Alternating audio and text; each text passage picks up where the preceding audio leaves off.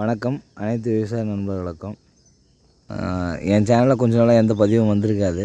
கொஞ்சம் அறுப்பறுத்து கொஞ்சம் வேலையாக இருந்ததுனால எந்த பதிவும் இல்லை.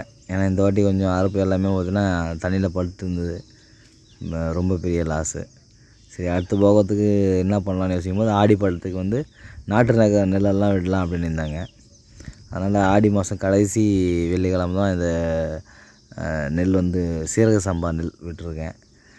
சீரக சம்பா நெல் முதலே ஒரு 3 நாளைக்கு முன்னாடி 3ஆம் காம்பில் நல்லா நெல்லை ஊற வச்சு அதுக்கப்புறம் கரெக்டாக வெள்ளிக்கிழமை ஆடி மாதம் கடைசி வெள்ளிக்கிழமை அன்றைக்கி தான் விட்டு 5 நாள் கழித்து முளை கட்டி வந்திருக்க பயிர் தான் அது, நெல் பயிர்.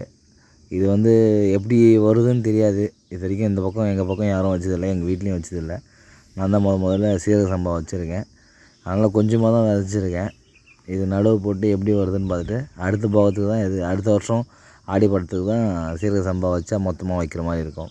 இது கொஞ்சம் வீட்டுக்கு தேவை, இல்லை எப்படி நம்ம இதை பயிர் பண்ணணும் அப்படின்னு தெரிஞ்சதுக்காக இதை வச்சுருக்கேன் நான். இதுக்கு எந்த ஒரு ஃபெர்டிலைசர் உரம்லாம் கிடையாது. எல்லாமே இயற்கை உரம் தான் பண்ண போகுது. அதனால் இதுக்கு எந்த மருந்து அதெல்லாம் எதுவுமே போட போகிறது கிடையாது. நடுவு நட்டும் பயிருக்கும் எந்த இதுவும் போட போகிறதில்ல. இயற்கை உரம் தான், ஜீவாமிர்தம் இதுதான் ரெடி பண்ண போகிறேன். அதை ரெடி பண்ணி தான் இதுக்கு தெளிக்க போகிறேன். பயிருக்கும் பார்த்திங்கன்னா ஜீவாமிர்தம் தான் கொடுக்க போகிறோம். அப்புறம் பூச்சி வெரைட்டிக்கு நம்ம தழையெல்லாம் ஊற போட்டு அது மூலமாக தான் பூச்சி வெரைட்டி ரெடி பண்ணி அது பண்ணணும். நன்றி, வணக்கம்.